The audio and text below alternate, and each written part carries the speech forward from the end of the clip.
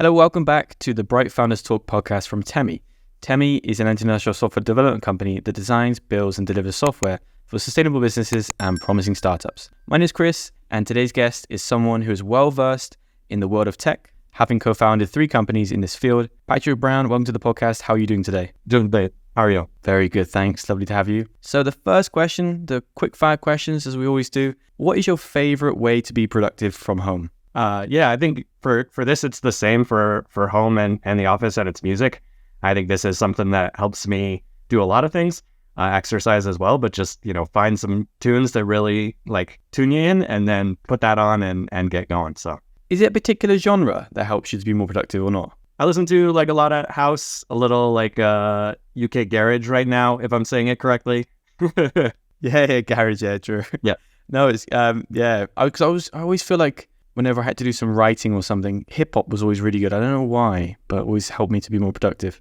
Totally. I've had a couple of hip hop phases. I feel you on that one. I think coding sometimes just more higher BPMs and consistency and something where you maybe don't notice the song changes so much can kind of help you just write. Yeah, interesting. So number 2, what is something new you would like to learn away from work? Yeah. So I just had my son about a year ago. You might hear him in the background a little bit. Congrats. Yeah, thanks. Yeah, it's been great. He sleeps well, which I've heard can be tough, but he's great on that. But yeah, just learning how to be a good dad and all that sort of stuff. And, it's hard. It's kind of like tech in a way, right? Every 6 months it's changing, and every 6 months he's a different age, and I've got to learn how to kind of do something new with him or whatever. So learning and focusing on that outside of work for sure. Amazing. Are you more of a book type in that sense, sort of reading how to be a good parent, or more just kind of freestyling? And a little bit. My wife's way more on that. She's read all sorts of books, so she gives me tips too, and I learn from that. But I've read a few, but more like online and stuff, researching something specific, what's going on now, than going through a whole book. Nice. And the final one: what did you want to be growing up? Yeah, I don't know if there's anything super specific. I'm trying to think if I have a time where I was I wanted to be a firefighter or whatever. I know I was really into soccer, but I think I was always realistic that was not gonna happen. But I think I just always wanted to do something big and cool that people would be like, oh, that's interesting, right? Just put something out there that people want to use or want to see, right? I was always tinkering with things and messing around, so just building something that other people wanted to use. Nice. Okay, so you always wanted to create something. Was that something that came from going way back to like sort of Lego, very early stages, or is it more you started to learn to create stuff when you discovered tech or say programming? Yeah. I think it was always like you said, Lego. 100%. Played with a lot of Lego, and definitely also broke a lot of electronics when I was younger. I remember specifically we had this little radio at my house, and I wanted to figure out how it worked, and so I pulled off one side, and all the cables ripped because I pulled it off too hard, and I was like, oh no, I broke this thing. But I remember trying to figure out how it worked and why it worked, and then think about how you make something like that, how did they do this? So yeah, I think started pretty young. Not just tech. There's a lot of things to build. Seeing as you're in the world of tech, and I think quite into AI based on my research. So I thought I'd just go to AI and, ask, what should I ask someone who is in your position? And this is their question, right? So yeah, please feel free to answer. Of the 3 tech companies you founded, can you highlight one key lesson or strategy that played a crucial role in their success, and how that lesson has influenced your approach to being an entrepreneur? Yeah, totally. I think that applies to everything, not just AI. So I'll kind of answer it, with a mind on AI as well as everything. I think it's really about all paying attention to the customer, right? And AI, especially, where you do a lot of computer vision stuff, and that's interesting. And then we've got all this new LLM stuff coming out. But either way you look at it, it matters what the customer's problem is, right? And if AI slots in there in a way that executes on their problem and gives them a novel way of solving it, that's amazing, right? But if it doesn't, if you're forcing a square peg in a round hole, it's not going to work long term. And so I think finding the right application of AI and finding what matters to the customer, and then executing on that is really important. And I'll give you one example from one of my companies. So that's where we're doing computer vision stuff. And one of the interesting questions that customers always ask is how accurate it is, right? And from an AI ML perspective, that question's super vague. There's like specific metrics around that, but accuracy isn't one of them. But it matters to the customer, and they want you to give them a good answer. And if you give them a technical answer on your computer vision models, if you say, well, the recall's this and the precision is this, that doesn't answer the question, because at the end of the day, they just want to know, for computer vision, how good is it at picking things up in the image? If I put a human in front of the image and your AI in front of the image, am I going to be impressed that it does the same thing every single time? And so I think that's a key, is just like understanding the customer, understanding where AI and ML fits in, understanding it technically over here, right? But then on the other side, fitting that into their expectations and how you can deliver on that. At the end of the day, it's all about solving problems, whatever you're doing. I think that's really interesting, because it seems like with AI, a lot of people this year are quite scared of how it's developing, and it's going to take over all these jobs, etc. But I think what you're saying is that you will always need to have a human liaison between AI and the customer, because the customer can't understand AI directly, whatever business they have. Is that kind of what you guys are doing? You kind of... Yeah, I think, of course, there's, a potential future. We can't discount that AI is going to get good at that too. But right now, it's another tool in the tool chest to pick up at the right time and to explain to your customer the right way. Oh, hey, we're going to fix whatever problem you have. We're going to fix your broken machine. And I'm grabbing the right wrench for the job. And if they ask why that's the right one, it's just like explaining a torque wrench. Oh, we're doing this because torquing it down correctly is really important here. So we're using this one. And here's the specs on it. And this is what we're doing. And here's why I knew to choose that one. And here's what it's going to do for you. So yeah, I think it's all the same. And I agree. There's a lot of people being scared. But at the end of the day, I think it's just going to be another tool for us to pick up. And there's no real reason to be freaked out about this right now. Well, for me, the first question I wanted to ask you, that was from AI. The one I thought was really interesting based on your career or your experience. What's it like starting a company in Utah? Because it seems like a lot of the stuff you've done is there. So I'm curious, is it easier to start there? Because is it a hotbed of tech companies or not? I haven't heard of it before, so maybe it is a good place to be. Super interesting question. Yeah, so I was born and raised here, and yeah, the tech scene is actually really good here. Maybe not super well internationally known, but even in the US, it's decently well known. I think we have a really good mix of like entrepreneurial spirit and salespeople and people willing to go out and just kind of fail fast and not be uncomfortable with rejection or anything. So I think that part is great. And then there's like a lot of big companies here, like Oracle has a big office, Adobe has a big office, like companies you would have heard of have offices here. And so there's a good pool of talent. And then on the flip side, it's just not as expensive, though it's getting there. But like, so it's cheaper cost of living. There's kind of a good pool of talent because of that. And because of the outdoors, there's a pool of people who want to live here and like ski and mountain bike and do all that stuff, and they value that side. But then they're still looking for jobs, right? And so they're maybe easier to find some really great people who in San Francisco might have a million opportunities, but here they have a little less, and maybe their motivations and like what they're after are kind of different. So.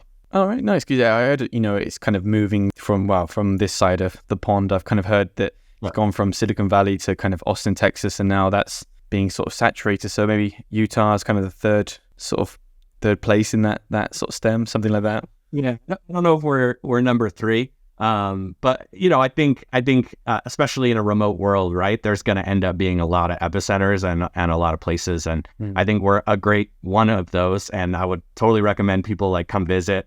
There's a ton of ski resorts within like 45-minute hour drive. Really beautiful, a lot of stuff to do. So yeah, I like it here, and I think it will be a player at least. Maybe not number 3. We'll see. What was your experience at university like? Did you find that it sort of set you up for business, or was it maybe too practical? How did you feel? I would say I'm not a school person. So I got my undergrad in math, and I completed that in like 2.5 years. And one of the reasons I chose math number one, I have a math background, but number two is because the degree is short, like in terms of credit hours. So I was like, look, I'm just going to go do this. My parents are big on education. I was like, I'm going to get this done and then get out of there. I think math does set you up a lot for coding and problem solving and all of that sort of stuff. So I actually can highly recommend it from that perspective.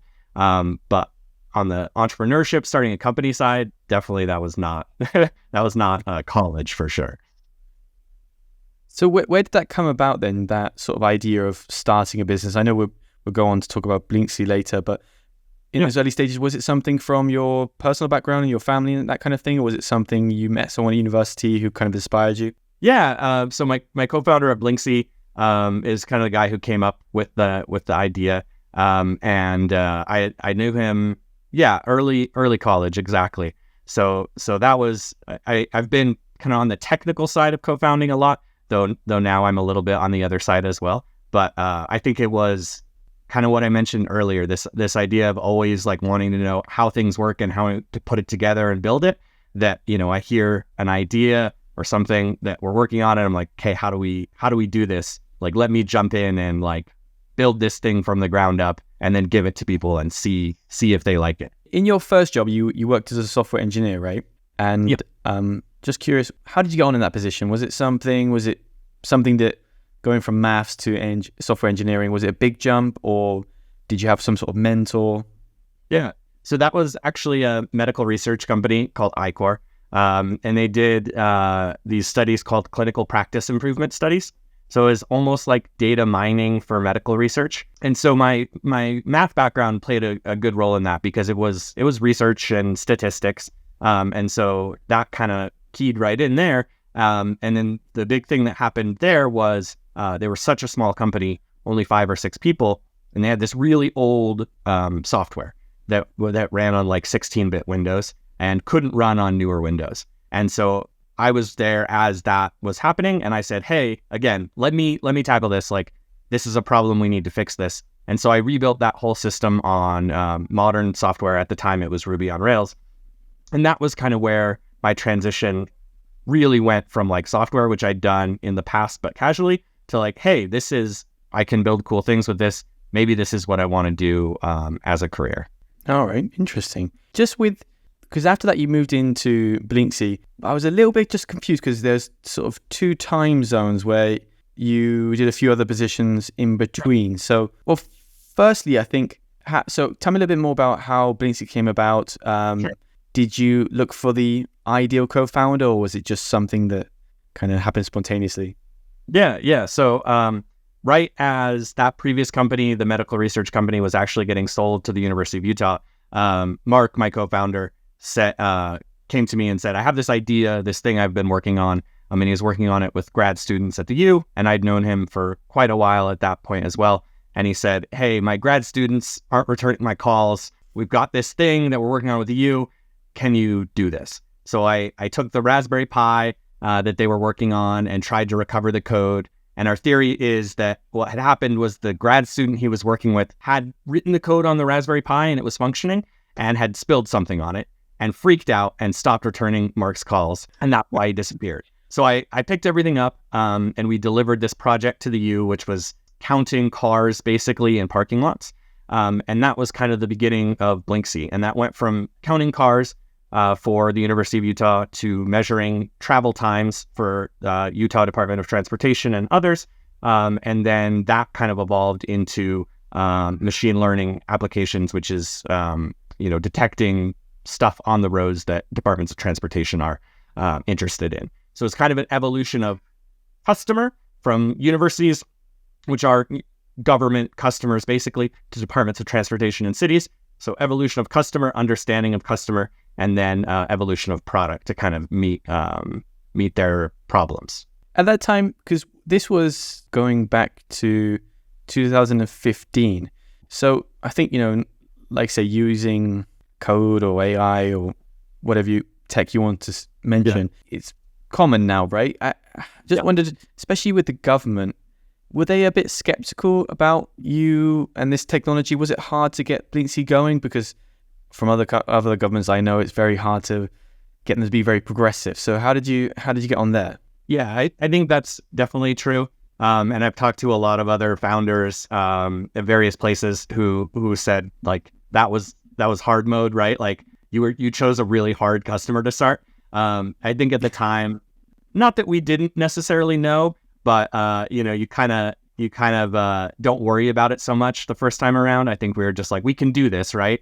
And I think there's kind of I've always just believed that things that are positive for the world should exist, and like government should be a facilitator of that. And so I think there was a little bit of this, like we thought it should be this way, and so it was going to. So we just dove in head first. And yeah, it was super difficult. You're right. At the time, even more difficult. These days, a lot of state entities do work with cloud providers that you'd know, AWS, GCP, all that sort of stuff. But back in the day, not necessarily. So we were a cloud solution. And at the time, we often had problems even just with that. Oh, we don't do that. We do hardware on the road and our own servers, right? So there was definitely a lot of challenges there, but it also pays off because you make those relationships maybe earlier than other people do. And then once they come around, once they start going on the cloud, once they hear about all this AI, ML stuff going along, they'd rather work with someone that they've known for 5 years than work with someone who's brand new in the space. There's a lot of relationships there. So there's pluses and minuses for sure. Interesting. And with the Blinksy, are you working just in the state of Utah, or is it across the US or other countries? So it's across the US right now.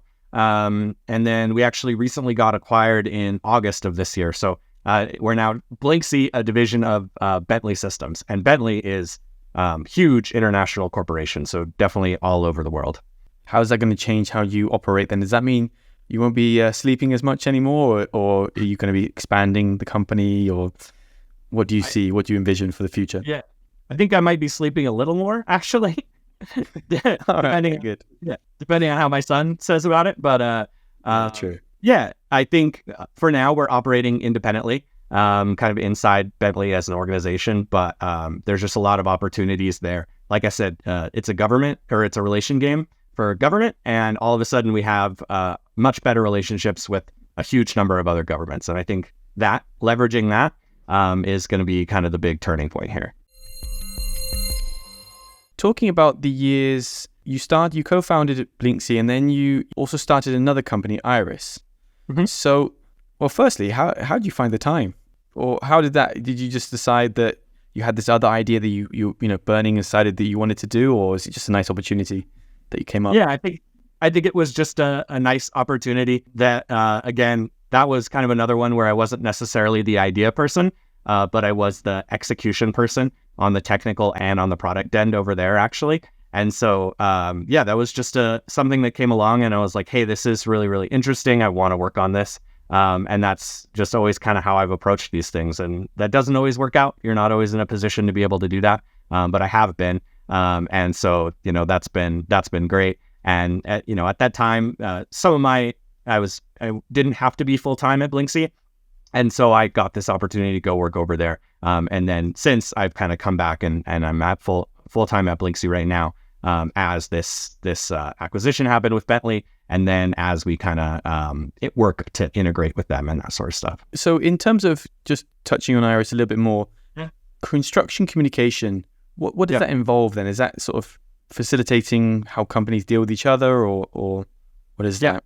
Yeah, exactly. So the key there is understanding how these guys communicate. I don't know if you're familiar with like how large commercial construction happens, but generally, at least in the US, like multifamily homes, like large apartment buildings, there'll be kind of a trailer or a room on site, and these guys will be in there. Often it's cold, dingy, whatever. And there's a few people who are there, like a project manager, a super, maybe a couple of other people there. But specifically, the project manager is on his email all day. He has like the worst, most complicated email threads you've ever seen. So like if you've maybe like bought a house and worked with a realtor, or like dealt with a lawyer, and you've had just those really bad email threads, you know what I mean? Where it's like you have 6 people over here, and then someone starts a side thread with just 2 of those people, and there's like 8 replies in between, and then someone replies to the main thread, and you're just like, what is happening? People don't understand. That's these guys' whole life. And so the whole theory with Iris is just, hey, this is terrible for these people. Normal email tools are not sufficient to address their problems. Can we make this better? Can we just like solve this annoying aspect of their life? And so that was kind of the theory there. Wow. Okay. Yeah, I didn't realize. I just assumed it was non-email really, but you would assume they're in Slack or Trello or like, right, that there's something, but no, it's Outlook actually. Not even Gmail. They're in Outlook with like terrible search. Wow. Yeah. So you spent 2 years there in Iris, right? Was it one? Yeah, 1 year. Sorry. I'm just curious about when you returned to Blink-C. What did you bring back in terms of? Was there any crossover with how you work, or any maybe tech stuff you picked up or not? Totally. Yeah. I mean, I think you always learn a lot along the way, at least hopefully, and that's always been my goal. So I think from me, kind of having those opportunities to do other things, think about different customers, see how different people react to different products. It was kind of just that mindset of like, hey, I know we're focused on government customers here, but I think we can really think about how we make them super happy and how that fits into everything, right? Because in a lot of ways, those things are similar. Large construction companies are massive, just like governments are. There's a lot of players involved in buying software, integrating software, all of that sort of stuff. And so I think there's definitely a lot of similarities there in terms of how you think about those things. And also similarly at the ground floor, where you're really trying to solve people's problems, both in government and in construction companies. These are smart people on the ground of a large organization that's hard to change, right? And so being able to figure out how to help them in their day-to-day is really cool, but really difficult. And so, yeah, I think I definitely feel like I brought a lot from those experiences back. Interesting. Okay. So I suppose off camera, you did mention you're working on something new. I just wondered if you feel free to share with us what you have planned for the future. Sure. Yeah. So I've always kind of been clearly on to the thinking about the next thing. And this one in the past, I'd focused a lot on the execution side and not necessarily the idea side. But in this one, I've been kind of involved from the get-go. And I'm working on it with one of my best friends of, I don't even know how long now. But the idea is to solve a serious problem for software engineers. I'm a software engineer. I've never focused a startup on software engineers. And so I think that part's interesting. And the big thing here is just as a software engineer, getting your hard questions answered well is actually super, super difficult, which sounds obvious, right? Like, of course that's true. But finding a solution for that is really important. And so I think there's opportunity here to kind of provide a platform where software engineers can ask these questions. If they're an easy question, maybe they get an AI answer, or maybe, a simple answer from someone else. But if it's a hard question, then you can dive into chatting with an expert or something like that. And you would think maybe if you're not in the space that this should exist or it should be easy to find these people, but it's largely not. And one big example here is the cloud. So if you are working, let's say you're in Google Cloud as we are, and you have this problem with one of their services, especially as a small startup, it's almost impossible to pay money and get a good answer from them. They have support contracts and this type of stuff, but you still work from the ground floor up, from your basic support engineers up, and it's really hard to go up those levels. And so we're trying to provide a platform where you can say, hey, number one, ask my easy question, get an easy answer. But hey, I know this question is really hard. I want to talk to someone who absolutely knows this. And maybe I want to pay $100 to do that, to talk with them for an hour. And we want to make that possible and also easy. And in the context of your company, we also want to make it possible for your company to say, hey, I want my engineers to actually not even worry about paying for this themselves. I want them to just be able to go ask questions of the right person and get the answer. And so that's called Unblocked, because in software engineering, being blocked is being stuck on a problem. And so that's called Unblocked. And we're working on that right now with my co-founder, Andrew. Nice. When do you expect to be ready to work? Yeah, so we'll probably have a functional product by the middle of next year. Right now, we're doing user interviews with a variety of people. We're looking for people to kind of get into like an alpha or a beta program. And we're just kind of exploring the idea and also exploring kind of what beachheads, because clearly the space of answering software development questions is massive. And so finding the right kind of wedge to get in is super important. So that's what we're working on right now.